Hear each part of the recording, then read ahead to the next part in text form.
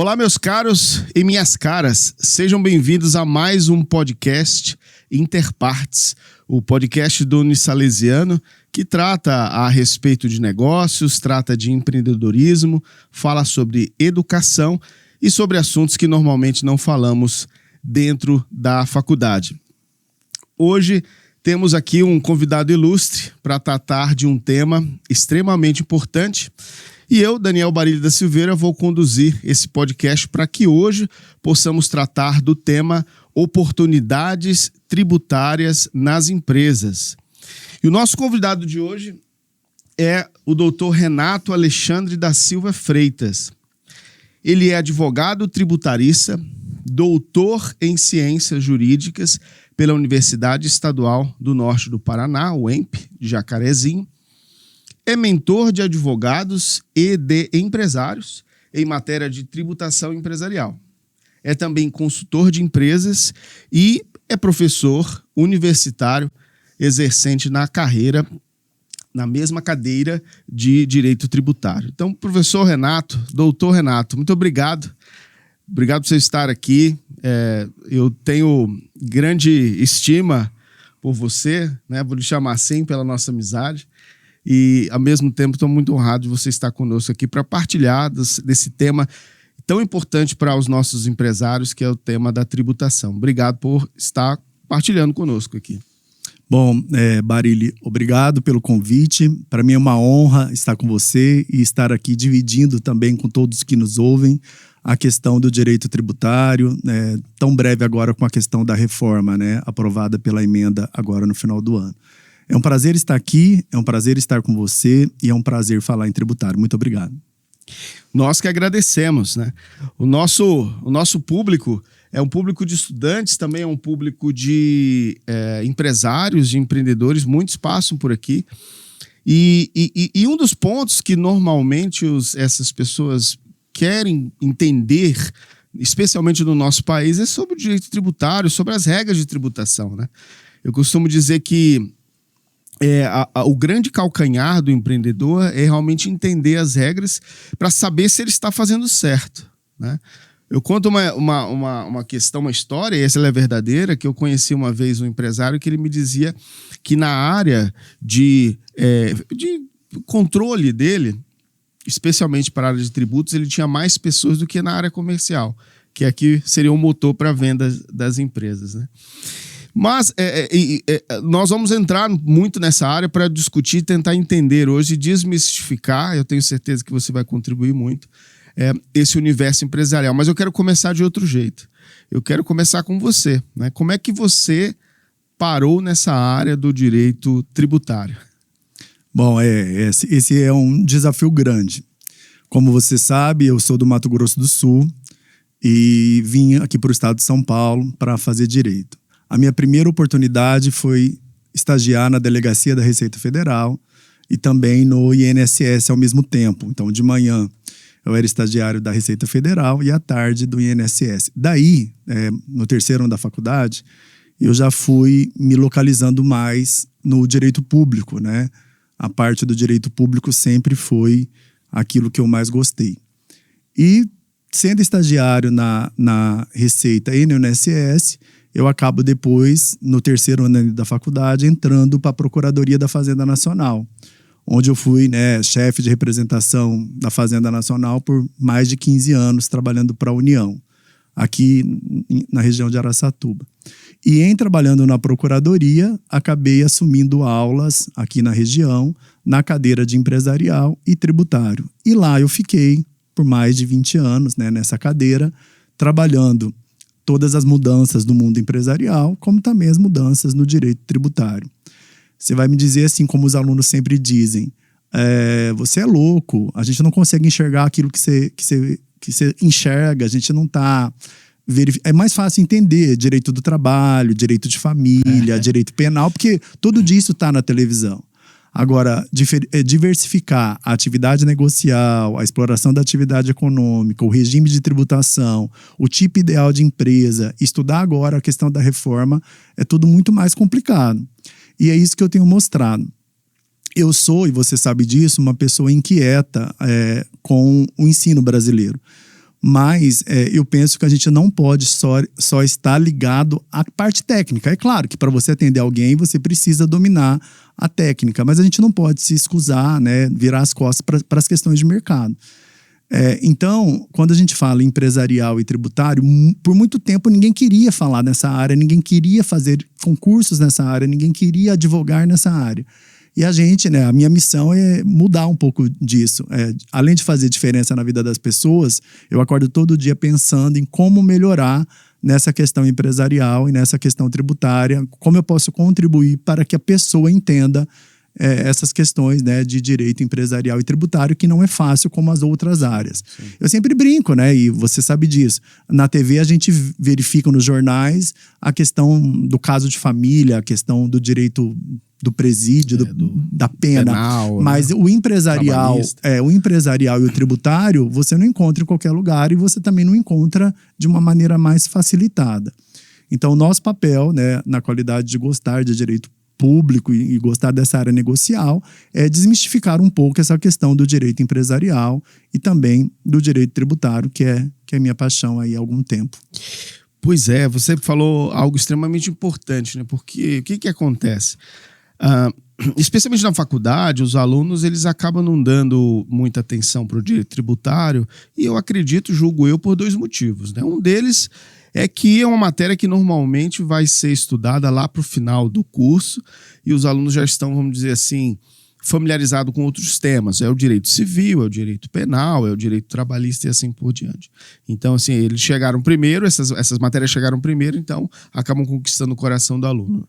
Mas o segundo motivo é que não é uma matéria fácil, é uma matéria complexa. E é uma matéria que é complexa, não porque o direito em si é complexo, mas especialmente porque ela é uma fonte de muitos interesses, né? O direito tributário é a fonte de arrecadação do país. E muitas das vezes está suscetível a interesses de governo, interesses de setores, e a legislação muda muito. Mas eu penso que o empresário vai acabar lidando, o mesmo aluno também vai acabar lidando com o direito tributário na prática. Assim. Quando ele senta numa empresa, que de repente ele vai trabalhar como um advogado contratado, ou de repente quando ele tem que lidar com os próprios tributos, quando ele vai montar o seu escritório de advocacia, né? Então, assim, como que a gente poderia, vamos ver se a gente consegue trabalhar mais ou menos nesse sentido, tá? Desmistificar essa dificuldade do direito tributário. Primeiro assim, será que o direito tributário é difícil mesmo? Ou será que você teria alguma dica para as pessoas poderem se aproximar mais do direito tributário e entender que ele faz parte da nossa vida como qualquer outro ramo? O que a gente precisa deixar muito claro é que a gente não pode mais falar só em até atuação jurídica ou atuação de peticionamento. O profissional da área empresarial e tributária precisa entender que ele é um profissional de inteligência de negócios, de uma maneira geral. Sim, com certeza. E não só aquele que sabe teoria e que sabe peticionar. Então, eu tenho um grupo de mentorandos e lá a gente trabalha. Lá eu tenho contadores, tenho advogados e também tem alunos que ainda estão estagianos. Eu digo que as oportunidades tributárias, seja para pessoa física ou para pessoa jurídica, ela precisa ter um casamento entre a contabilidade, o direito empresarial e o direito tributário. Então, não necessariamente a gente vai falar só em técnica e só em peticionamento. Então, assim, didaticamente falando, que é o que eu gosto de deixar as coisas muito bem claras, a gente pode dividir a atuação do profissional de inteligência de negócios na área do consultivo e na área do contencioso. Então, a gente não vai falar mais só advogado, tributarista ou contador. A gente vai falar de inteligência de negócios. Sim. Tendo atuação pelo contador, como tendo atuação pelo advogado. O profissional, né, que pratica a inteligência de negócio, ele pode atuar no consultivo, pelo menos em 3 frentes. É o planejamento tributário, a recuperação tributária e também, agora, com a questão da inteligência artificial, as auditorias digitais.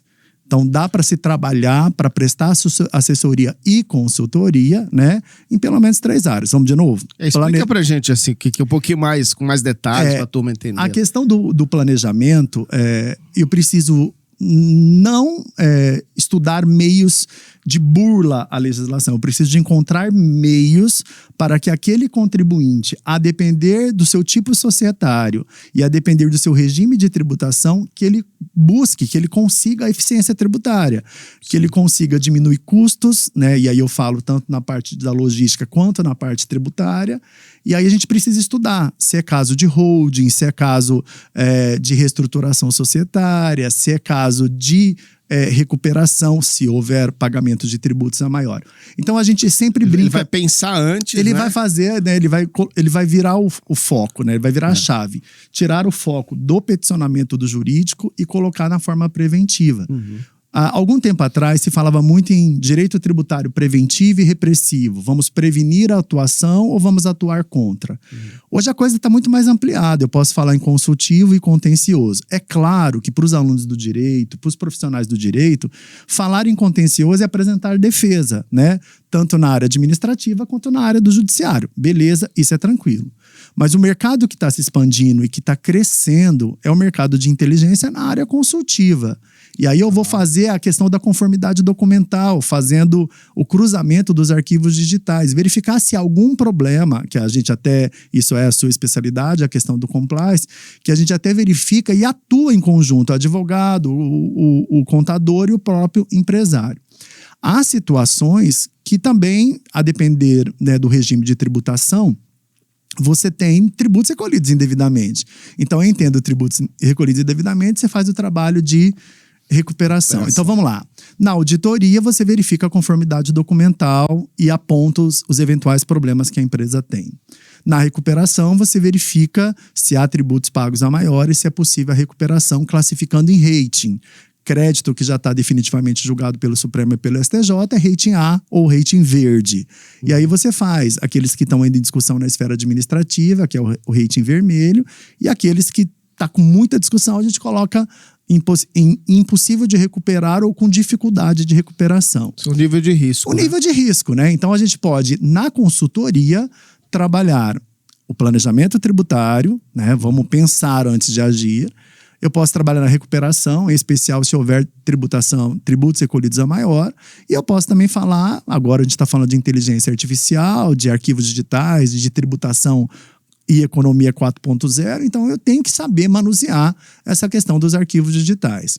Muito se fala no meio tributário sobre EFD, sobre SPED, sobre um monte de sigla que é muito comum na área da contabilidade. Mas o operador, né, o profissional de inteligência do negócio, ele precisa, para atender, para fechar contratos, para captar, para executar, ele fazer esse intercâmbio entre empresarial, a área contábil e a área tributária. Agora, aproveitando o seu gancho, se é que eu posso já aproveitar a oportunidade, claro. Quando o assunto é oportunidades tributárias... Vamos segurar, segura. Vai lá. Eu só queria fazer um comentário, né, até para a gente poder alinhar, e eu queria abrir esse tema mais especificamente. Mas pensando do ponto de vista do empresário, o empresário ele não quer entrar numa lead, ele não quer entrar numa disputa, né? Estou simplificando a linguagem. Entrando numa disputa depois que os seus tributos foram recolhidos, porque ele sabe que isso vem como uma bola de neve, né? E o risco dele vai aumentando cada vez mais. Então, me chamou muita atenção o que você trouxe como uma forma de entender a área tributária, de atuar na área tributária e de apoiar as empresas, é de realizar esse planejamento tributário antes. Então, é pegar um empreendedor, né, dizer, olha, que negócio você vai montar? Vai ter transporte? Vai ter venda? Vai ter importação? Vai ter exportação? E a partir do negócio dele, estruturar um modelo tributário que seja mais sustentável, para que lá na frente ele não venha a ter, ou se tiver, que tenha de maneira diminuída, os problemas e os enfrentamentos tributários, né? Você acredita que essa é a grande filão hoje de pensar antes? As pessoas estão procurando para isso ou normalmente vêm na área tributária com já com um problema instalado? Então, é assim, na área tributária empresarial, você não pode ser mais um custo para o empresário. Se ele enxergar em você que você é custo, ele não te contrata, ele nem quer saber da reestruturação societária e muito menos da área tributária. Então, geralmente, eu converso com os meus clientes e também com os meus alunos no sentido de fazer, antes de qualquer coisa, o diagnóstico. E a gente tem no mercado gente que vende ilusão e gente que vende teses. Agora, talvez aquilo não seja a dor do empresário. Então, o que eu costumo trabalhar com os alunos? No mundo empresarial e no mundo tributário, se você oferece um remédio para a dor, você consegue trabalhar com aquele empresário por anos. Então, qual que é o caminho correto? Vamos identificar a dor, vamos identificar os gargalos e fazer uma proposta mais assertiva. Não adianta eu propor que há 10 teses que vão ser julgadas no Supremo agora nesse primeiro semestre e mais 5 que vão ser julgadas no STJ, se aquele não é o problema do empresário. E a gente tem aí uma série de outros fatores. Então, a gente brinca, né? E eu falo isso para os meus alunos.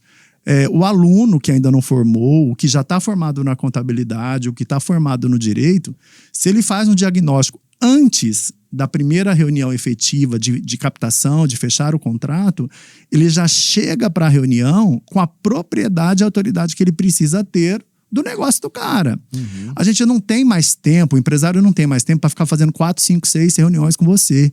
Ele quer que você, ele já diz, eu posso deixar esse problema e você resolve? Bom, resolver, eu não sei se é a melhor expressão, mas talvez tratar de um problema de uma maneira mais adequada para o cenário dele, eu acho que é o caminho. Em muitos dos casos a gente tem êxito, em muitos dos casos a gente consegue resolver, mas a depender do diagnóstico, há situações tratáveis com cura e há situações tratáveis ao longo do tempo. A gente precisa fazer o diagnóstico. E eu sempre brinco que a gente tem vários cenários, né? Dando aula para esse pessoal, eles falam, professor, eu não consigo enxergar quem é ME, quem é EPP, quem é MEI, quem é limitada, quem é anônima. Eu sei onde está a legislação, eu sei as limitações legais de cada uma das empresas, mas eu não sei cruzar isso com as oportunidades. E aí eu digo, bom, peraí, vamos entender. Você está estudando isso, você está na base. O dia que você chegar no tributário, você tem que entender a Constituição Societária, você tem que entender o regime que aquela empresa se submete.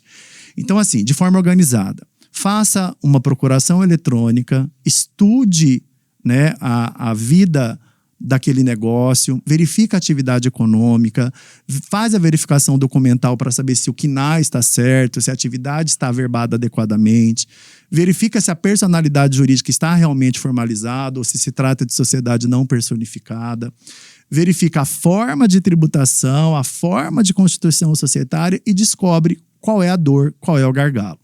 De posse disso, faça a reunião com o cliente, já oferecendo a solução jurídica.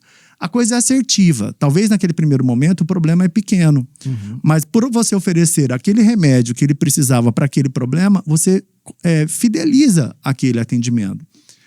E pensando nisso, eu já vou te adiantar. Nós temos aí MEI até 81 mil, depois ME até 360, depois nós temos as EPPs. Hoje, né, falando em regime de tributação, a grande parte das empresas são empresas do Simples Nacional. Há um movimento nos bastidores que, com a reforma tributária, talvez essa questão de Simples Nacional seja repaginada. Mas hoje, essa questão da tributação, nós temos o Simples, né? Simples Nacional, temos o pessoal do lucro presumido e do lucro real. Então, se você me perguntar assim, quais são as oportunidades que existem para as empresas do Simples Nacional? Vai depender de 2 fatores. Vai depender de que tipo de negócio a gente está falando e vai depender de que tipo de sociedade a gente está falando. Vamos falar de supermercado, vamos falar de e-commerce, vamos falar de farmácia, vamos falar de clínica médica. Então, aí você já estudando aquele negócio, você tem condição de indicar na parte empresarial se é caso ou não de reestruturação societária e na área tributária, o que a gente pode fazer para ter uma eficiência tributária. Muito bem. Olha só, qual é a quantidade, né, de dicas aqui que o professor Renato está trazendo, não só para os alunos, mas também para quem está diretamente relacionado à lida do direito empresarial, aliás, a empresa, né? Não só o direito empresarial, mas a empresa, os negócios. E aí eu queria já entrar no tema das oportunidades, né? Que eu acho que esse é o grande interesse das pessoas de entender, especialmente de um especialista como você, que está lidando todos os dias, né? As pessoas querem enxergar onde está, o que eu posso me beneficiar. Poxa, eu só pago imposto, né? A gente ouve muitas pessoas dizendo assim. A gente tem estudos que dizem, e aí você pode me confirmar, que o Brasil é a segunda maior carga tributária do mundo, né? Não sei se é a primeira ou segunda, só perde para a Alemanha, salvo engano, com serviços que são completamente diferentes, né? E hoje nós temos 94% aproximadamente das empresas que existem no país são micro e pequenas empresas, que naturalmente têm dificuldade de ter uma consultoria tributária do lado, né? Às vezes o microempreendedor, o empreendedor de pequeno porte, ele está ali tentando vender o almoço para pagar a janta e não tem às vezes essa visão, né? E nem esse apoio técnico. Então, por isso que é importante, né, especialmente o podcast, de ter essa dimensão de ser um conteúdo gratuito, um conteúdo genuíno e que traz aqui especialistas que podem falar com esse público de uma maneira direta. Então, Renato, quais as oportunidades tributárias, se é que eu posso dizer assim, aí fique à vontade para construir a sua resposta. E eu penso especialmente nesse público, né? O público aí que trabalha até um faturamento até 4,8 milhões. Lógico que se tiver outras acima disso, se você quiser falar, fique à vontade. Mas eu acredito que esse é a grande massa que está ouvindo e que está querendo saber como é que eu posso obter algum benefício. Então, a pergunta é excelente e a gente pode ficar aqui falando por mais 4 horas sobre o assunto oportunidades tributárias. Esse é o podcast 2, né? O que eu vou te adiantar é que as oportunidades empresariais, elas levam em conta o regime de tributação. Então, nós temos as oportunidades para a galera do Simples Nacional, temos a oportunidade para o pessoal do lucro presumido e temos as oportunidades para a galera do lucro real. Esse é um ponto. O outro ponto que a gente discute bastante é a maior frequência das empresas brasileiras. Você já disse aqui que a maior quantidade de empresas são pequenas, né? São EPPs, até mesmo ME. E a gente já sabe que a maioria delas, pequenas, também ficam limitadas à questão do faturamento. Mas a nossa rotina, né, do operador do direito, elas têm nos mostrado algumas peripécias. Empresas que existem querendo ser pequena e que constrói 5, 6, 7, 8 CNPJs para que possa dividir a questão do faturamento. Isso é comum, né? Então, o que a gente geralmente... O cara fala assim, eu vou sair do Simples, aí monta o nome do irmão, e aí você vai tirando nota daqui, vai tirando da conta dali, vai fazendo aquele encaixe para sempre ficar no Simples e para sempre ser encarado como pequena, pensando que isso é a melhor solução. Então, num primeiro momento, a grande primeira oportunidade que a gente sempre oferece é fazer comparativo dos cenários. Vamos estudar a sua realidade econômica, vamos estudar a sua atividade e vamos fazer o comparativo. Simples Nacional, lucro presumido e, se for uma arrecadação muito grande, a gente faz o comparativo do lucro real. Aí a gente vai verificar para ele. No seu caso, não compensa ficar no Simples Nacional, vamos te migrar para o lucro presumido e fazer uma alteração no seu KNAI. No caso do lucro presumido, não compensa ficar no lucro presumido por conta dessa informação, talvez o melhor regime tributário para você seria o lucro real. Mas, professor Barilli, a questão agora é muito além disso. Isso eu fazia até no dia 23 de dezembro de 2023. Fazer esse quadro comparativo de simples, lucro presumido e lucro real. Só que com o advento da emenda constitucional 132, nós tivemos a questão da reforma tributária. Então, será mesmo que esse empresário do Simples, que tem 5, 6 CNPJs para não estourar a questão do faturamento, ele está preparado para as novidades da reforma? Nós vamos ficar por 10 anos, leia-se até 2033, com 2 regimes. O velho e agora o novo. Meu pai. Então, a gente vai ter que, necessariamente, os empresários, de uma maneira geral, vai ter que reestudar o seu negócio. Por quê? Porque a gente vai ter agora um período pequeno de transição. Você sabe que foi inserida a questão do IVA dual, né? É um modelo europeu que se colocou no Brasil, mas aqui a gente não quis só o IVA, a gente quis o IVA dual. O que é isso? alguns tributos deixam de existir e são criados outros 2 novos. IBS, Imposto sobre Bens e Serviços, e CBS, Contribuição, né, sobre Bens e Serviços. Aí, a primeira grande pergunta que todo empresariado faz é: isso vai mudar o que no meu bolso?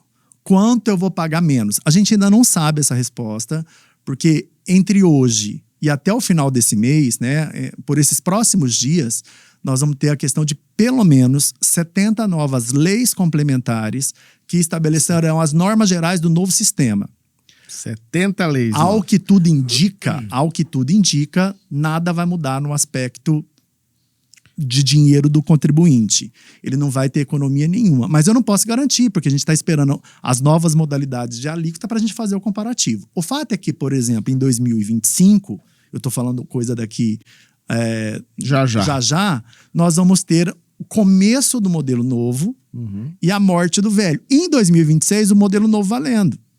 Então, nós estamos num calendário em que o ano está passando doidamente. A disciplina da reforma é feita nesse semestre, leia-se, né, 70 novas leis para você estudar todas as normas gerais, sujeito passivo, sujeito ativo, base de cálculo, fato gerador e alíquotas, no mínimo. E aí você vai ter que, o empresário e nós, os operadores do direito, nós vamos ter que conviver, né? A gente está discutindo a questão da reforma há 40 anos, no mínimo. E agora a gente está vivendo o que é uma reforma. E talvez não seja a reforma que a gente queria. E nesse formato, o empresário ele tem que estar preparado para cumprir as obrigações acessórias, leia-se, adequar a conformidade documental para o regime velho e também já começar a se preocupar com o regime novo. Bom, nesse momento de transição, eu vou ter que ficar preocupado com o quê? Eu vou ter que verificar se a atividade econômica, se o tipo societário, se o regime de tributação vai ser compatível com o novo modelo.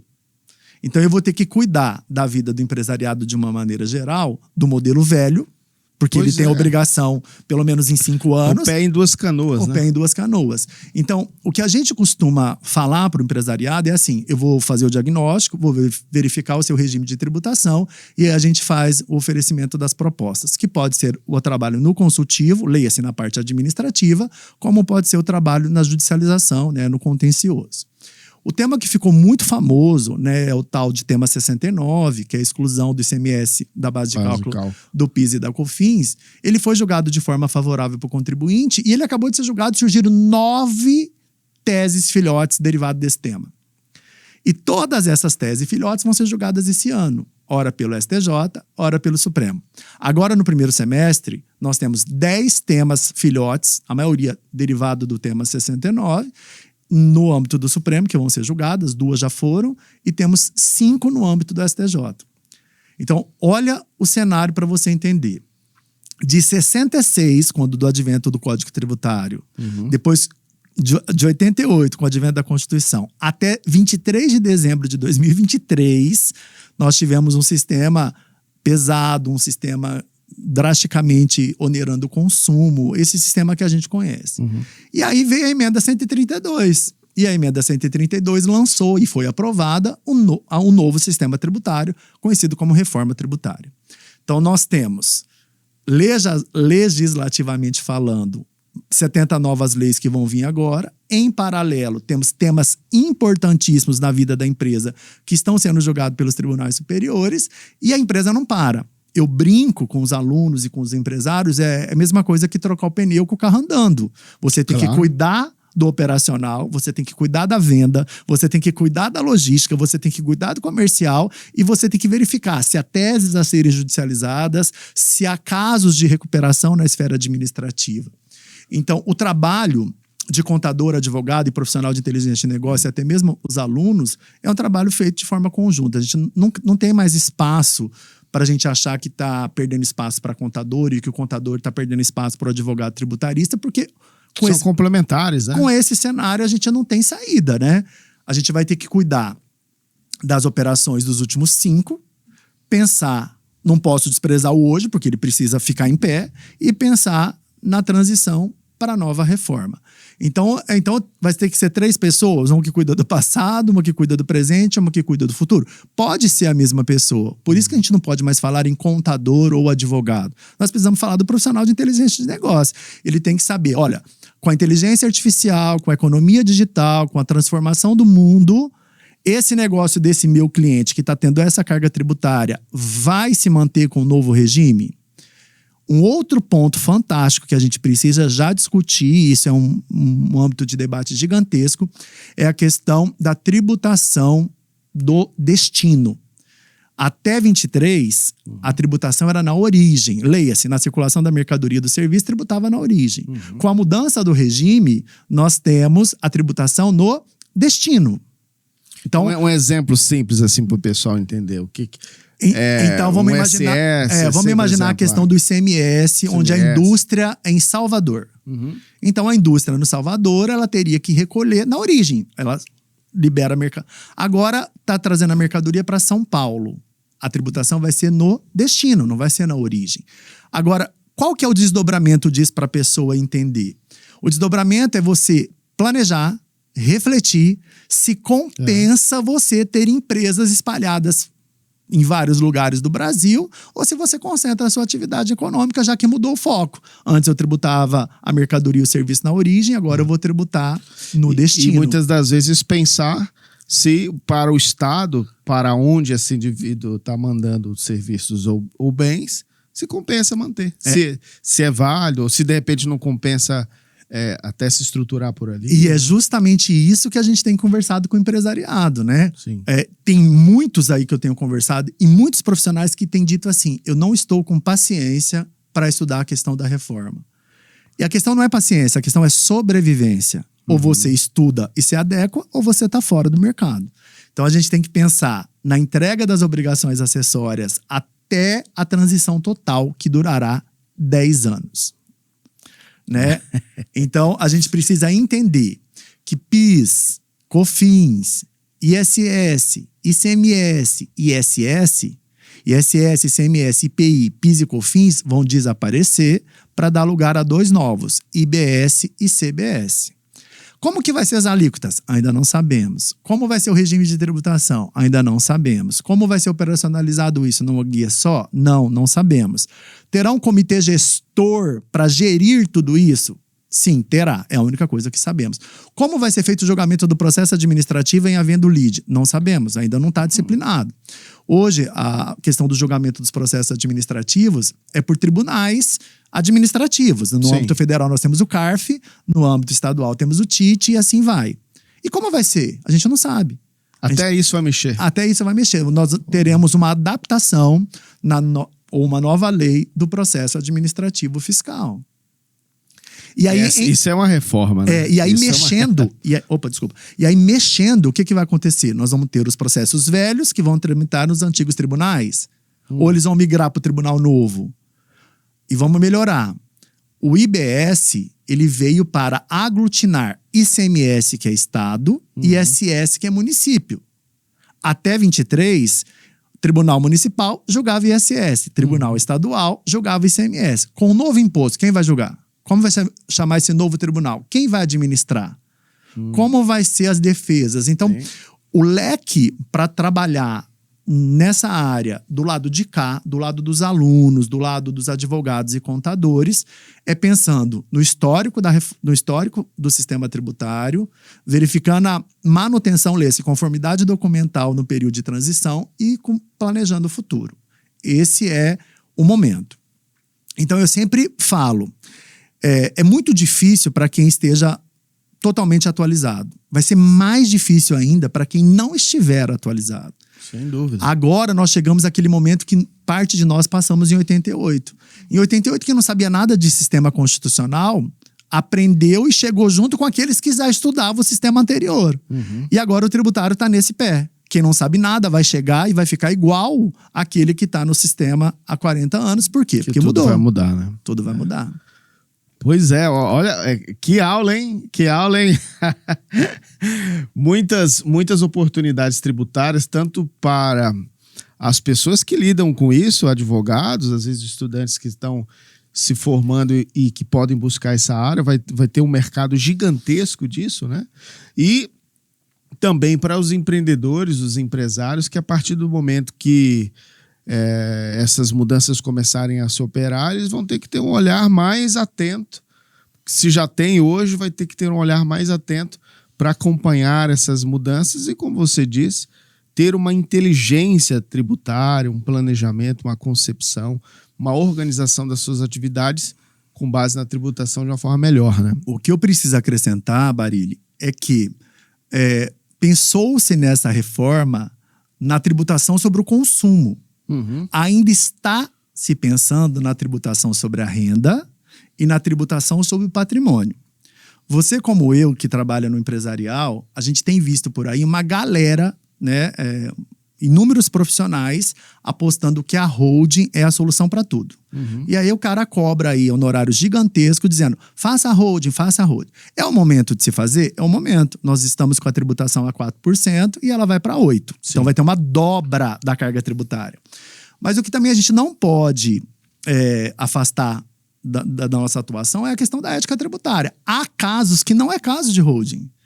Há casos que, às vezes, você vai engessar a atividade econômica. Então, a gente tem que ser sincero para o cliente dizendo, olha, o seu caso não é holding. Uhum. Ah, mas eu estou pensando no planejamento sucessório. Bom, se é um patrimônio que compensa você fazer a integralização, a base do trabalho na ética tributária é a questão do planejamento e do diagnóstico. Não venda coisa que depois você não consegue praticar. Uhum. Eu primeiro preciso entender se é caso, para depois dizer, vamos executar a holding.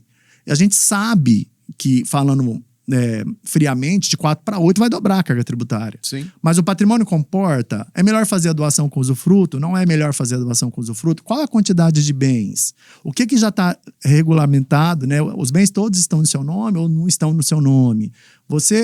Como você vai fazer? Como vai ser a divisão societária na nova empresa? Eu posso, a qualquer momento, me desfazer da holding e voltar para a situação anterior? Uhum. São perguntas que a gente escuta todo dia, mas há casos que não é caso de holding e a galera está fazendo. Por conta do pensamento que está economizando. Mas lá na frente a gente pode ter problema com essa questão do patrimônio ingestado. Muito se fala em blindagem patrimonial. A pergunta é, será que blinda mesmo?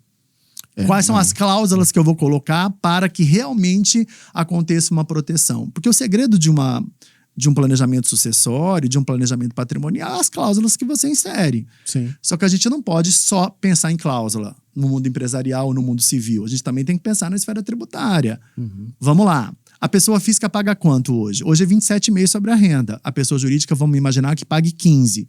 Mas e o produtor rural que paga 8%? Então, se ele é produtor rural, será que compensa fazer a holding? Será que compensa parte ser tributada como pessoa física e parte não ser? Então, tudo ou isso... se compensa, porque normalmente a holding para o patrimônio, ok, mas a atividade dele não necessariamente precisa ser dentro da holding. Dentro da holding. Ele faz como pessoa física, que é mais vantajoso. Que é mais vantajoso. Então, eu preciso entender se a atividade rural é um único negócio, eu preciso entender se a atividade comercial é uma atividade conexa, mas não é a atividade principal. Faça o diagnóstico, analise e faça o cenário de tributação. Uhum. Em se tratando de empresa, que esse é o nosso objetivo aqui hoje, faça o comparativo dos regimes Simples Nacional, lucro presumido e lucro real. Verifica se há possibilidade de reestruturação societária ou não. E, a depender da dor do nosso cliente, a gente oferece um produto específico, né? Ou uma tese específica, para que a gente consiga trabalhar de uma forma eficaz, de uma forma ética. Uhum. Né? Com a reforma, por exemplo, foi adotada a questão do princípio da neutralidade, a questão da mínima interferência do Estado no ciclo econômico. Agora, onde está escrito isso? Ainda não está. Está falando que vai ser neutro, mas eu quero saber que ponto que vai ser essa neutralidade. Isso a gente vai ficar sabendo agora, nas nossas próximas 70 leis complementares. Muito bem, doutor Renato. Que aula, hein? Que aula, hein, pessoal? Nós já vamos encaminhando aqui para o final. Nosso podcast já está estourando, né, o horário. Muitas informações aqui. A gente conseguiria facilmente passar aqui o dia inteiro falando sobre esses assuntos, mas o tempo urge, né? E a gente pode até, de repente, pensar em falas, podcasts mais específicos para a gente voltar a falar daqui mais um tempinho, para ver como se desenvolve essa reforma tributária e, de repente, esclarecer para o público os impactos dessa reforma para o universo das empresas ou até das pessoas físicas. Mas, doutor Renato, para essa turma bonitinha aqui, ó, para esse bonitão, para essa bonitinha que está aqui, eu vou pedir duas coisas. Primeiro, que você deixe seus contatos, né? Eu recomendaria aí talvez as redes sociais, o LinkedIn, o Instagram, que eu acho que é o método mais fácil, para as pessoas lhe acharem, de repente quiser fazer alguma pergunta, ou até procurar os seus serviços, né? E também, acho que você dê uma dica. E aí essa dica fica bastante à vontade. Pode ser para um aluno que esteja estudando, pode ser para um empreendedor que de repente queira se inspirar um pouco mais e querer conhecer sobre esse universo, né? Pode ser até uma dica de livro, de filme. Fique à vontade. Essa câmera aqui pra gente. Bom, um livro que eu tenho gostado bastante dentro dessa seara que a gente conversou, dentro desse cenário, é um livro fantástico. É um amigo, que é o Fred Amaral, que ele é o CEO do E-Auditoria. O livro se chama Empreendedorismo Tributário. Então, para o pessoal que vai começar na inteligência de negócios, precisam conhecer esse mundo da consultoria e o mundo do contencioso, né? Como alavancar os negócios, pensando no passado e também pensando aí nas questões da reforma. Então, esse livro, Empreendedorismo Tributário, do Fred Amaral, é, para mim, o livro do momento, porque a gente está acostumado a indicar livros teóricos. Uhum. Só que a gente não pode virar as costas para o mercado, e ele é um livro mercadológico, ele abre os olhos para os profissionais e também para os empresários. Todo mundo que precisar de maiores informações, que a gente consiga bater um papo sobre essa questão de consultivo ou contencioso, e principalmente agora com a questão da reforma, o nosso escritório fica ali na Avenida Brasília, no 15º andar, né? A sala é 1516, podem nos procurar, ou também me acham, né, no Instagram, Renato Freitas Tributarista, e você também pode encontrar no meu grupo de mentoria, cujo perfil no Instagram é Mais Tributário. E eu convido vocês para fazer parte aí da nossa equipe, né, de mentorados, onde a gente oferece as oportunidades tributárias para a pessoa física e as oportunidades tributárias para os empresários, para as pessoas jurídicas, levando em consideração o mundo aí do regime tributário e do regime de tributação. Eu me coloco sempre à disposição, o professor Barilli sabe disso. Para mim é um prazer estar no âmbito universitário. Eu fiquei muito feliz de ter sido convidado para vir falar aqui com você. Trabalhamos juntos aí por quase 20 anos. E você, tudo isso? Tudo... e você, não conta, a gente não pode falar, né? E você também trabalha há muito tempo com o direito público, né? Você é aquela pessoa que os alunos se espelham e que a gente é feliz de ter você ao lado. O professor Barilli, ele não faz nada meia boca. Se for para fazer uma coisa que não dá certo, é melhor não fazer. E vocês podem aí acompanhar ele nas redes sociais, vocês percebem que tudo isso que eu falei, mais puxadinho um pouco para o lado tributário, o professor Barilli te dá todo o respaldo na área empresarial. Eu até brinco, né? Os mesmos clientes que me procuram na área tributária podem também ser clientes do professor Barilli nessa questão de compliance, essa questão da conformidade. Então, a gente está sempre à disposição. É um prazer estar aqui. Parabéns pela iniciativa do podcast. Eu acho que isso é inovador e que atinge um bom público aqui na nossa região. Todo mundo tem visto o seu podcast, não só os alunos, mas também os profissionais. E discutir temáticas ligadas ao bolso da pessoa, seja ele a pessoa física ou jurídica, é de suma importância, né? A gente precisa entender o nosso papel no mundo e na qualidade de empresário a gente precisa entender aquilo que é melhor para a empresa. Eu gostei, essa semana eu tive com um amigo, que também é um amigo em comum, e ele disse uma frase ele sempre me diz frases que me marcam. E ele disse uma que a gente precisa refletir. E ele disse assim: quando o homem faz planos, Deus dá risada. Então a gente precisa entender que às vezes os propósitos da gente não são os propósitos de Deus, né? Então é tudo no tempo e na vontade dele, mas sempre a gente precisa acordar com a sensação e com o dever de fazer com que o dia do próximo seja o melhor que ontem. Muito obrigado pela oportunidade de estar aqui. Estou à disposição. Venha aqui quantas vezes for necessárias e para falar de qualquer tema que eu possa contribuir na vida do ser humano, na vida dos alunos ou na vida dos empresários. Muito obrigado. Você foi o cara de ter me convidado para vir aqui. Que coisa linda, hein, doutor Renato? Obrigado, hein? Ó, obrigado pela honra, né? Bato palmas junto com o público aqui por essa generosidade acima de tudo, né? Que eu sei que é muito peculiar sua.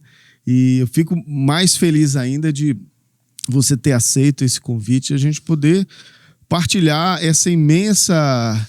esse gigante, né? Essa gigante compreensão que você tem do direito tributário, mas também das pessoas, entender, de orientar essa alma professoral, docente que você sempre carrega consigo e que nunca perde, porque é o gesto seu de partilhar com os alunos, é o gesto, vamos dizer assim, quase que religioso de dividir.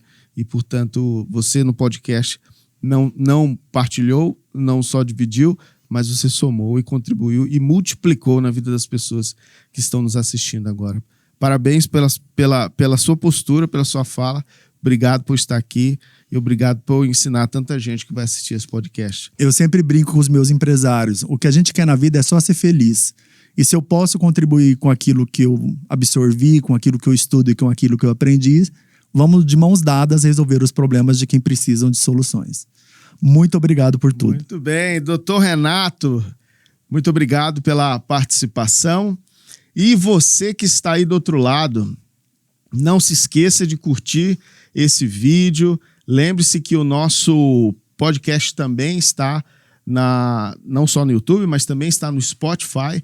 Portanto, sigam os nossos canais, curta, comente, compartilhe, não deixe que esse vídeo fique só para você, não. Compartilhe com outras pessoas, porque eu tenho certeza que se você gosta delas, esse conteúdo tem que chegar a essas pessoas.